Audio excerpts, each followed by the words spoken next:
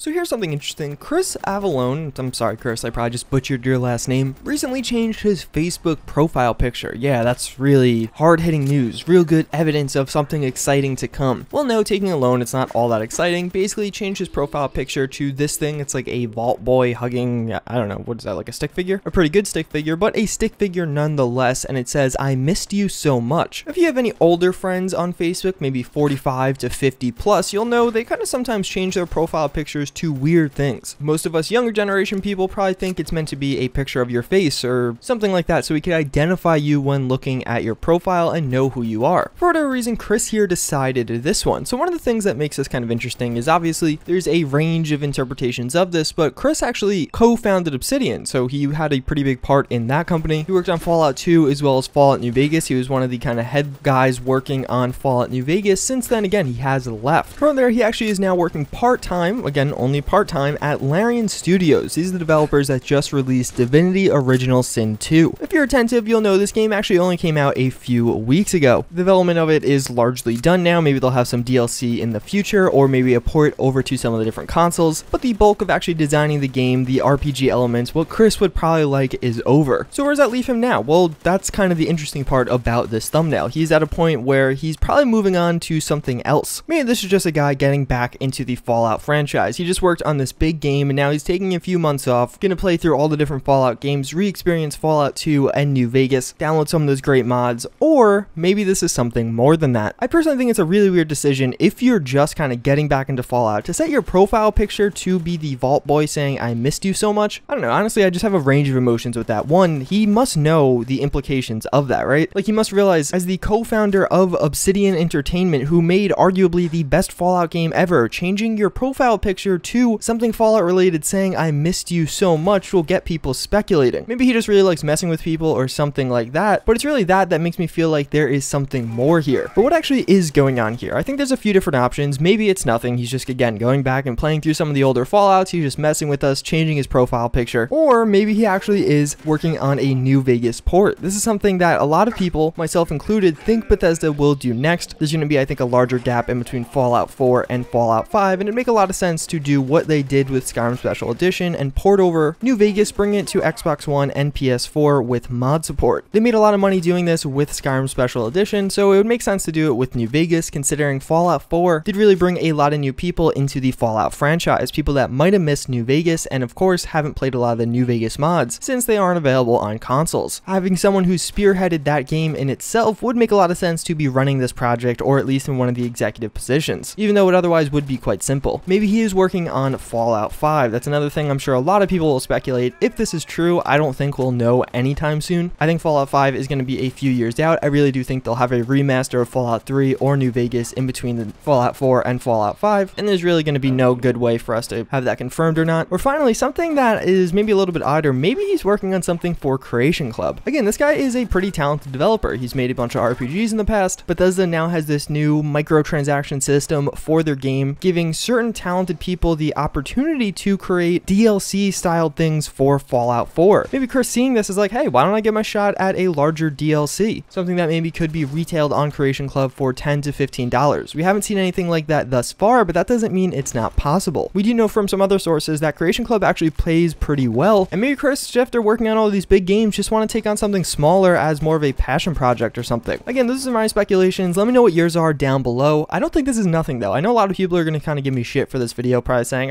you're kind of blowing it out of proportion, but this guy must know what making his profile picture that does entail. He was the executive at a large company, for God's sake. Like, he obviously has some idea of what public relations are and things like that. As always, again, and thank you guys for watching. I do hope you enjoyed, and I hope to see you all next time. Later.